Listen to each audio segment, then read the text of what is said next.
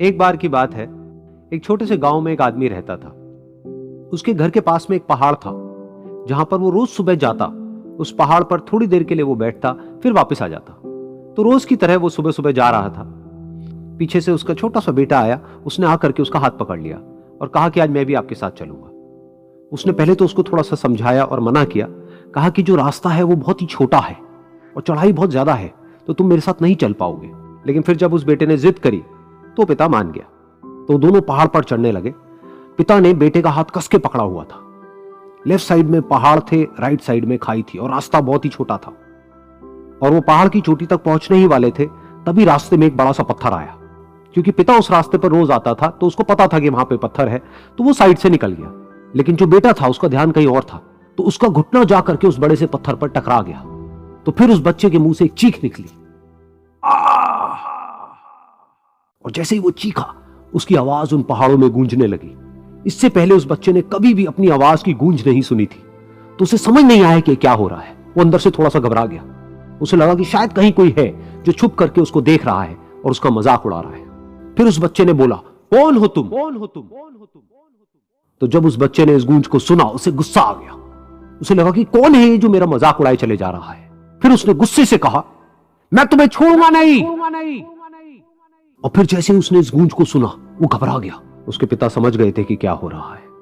उसने अपने पिता का हाथ कस के पकड़ लिया और उनसे पूछा, कौन है ये जो मुझे इतना तंग कर रहा है? कौन है ये जो मुझे इतना डरा रहा है? तो उसके पिता थोड़ा सा मुस्कुराए और उन्होंने खाई की तरफ देखा और जोर से बोला, मैं तुमसे बहुत प्यार करता हूं। ये सुनकर वो बच्चा हैरान हो गया। उसे समझ नहीं आया कि हो क्या रहा है, कि वही इंसान जो उसका मजाक उड़ा रहा है और उसको तंग कर रहा है, वो उसके पिता को बोल रहा है कि मैं तुमसे बहुत प्यार करता हूं। तो उसके पिता ने अपने बेटे को देखा और वो समझ गए कि उसके मन में क्या चल रहा है। और फिर दोबारा उन्होंने बोला, तुम बहुत अच्छे हो।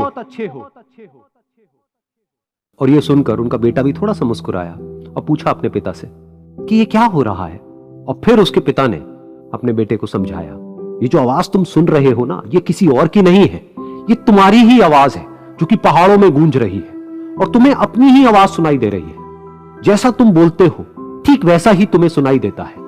अगर तुम गुस्से से कुछ कहोगे तो पलट करके जो आवाज आएगी उसमें भी गुस्सा होगा, लेकिन अगर तुम कुछ अच्छा कहोगे तो वो आवाज भी अच्छी होगी। बिल्कुल इसी तरह से हमारी जिंदगी में भी होता है। जैसा तुम अपने मन में इस जिंदगी के बारे में सोचते हो, ये जिंदगी तुम्हारे लिए बिल्कुल वैसी ही हो जाती है। अगर तुम मन ही मन अपने आप को ये बोलते रहोगे कि मेरी जिंदगी तो बहुत ही बुरी है, तो तुम्हारी जिंदगी सच में बुरी हो जाएगी। और अगर तुम अपनी जिंदगी से प्यार करोगे तो तुम्हारी जिंदगी भी तुमसे प्यार करेगी। ये बात उस बच्चे के दिमाग में घर कर गई और फिर वो दोनों उस पहाड़ की चोटी पर गए। लेकिन बच्चे के दिमाग में यही बात घूम रही थी।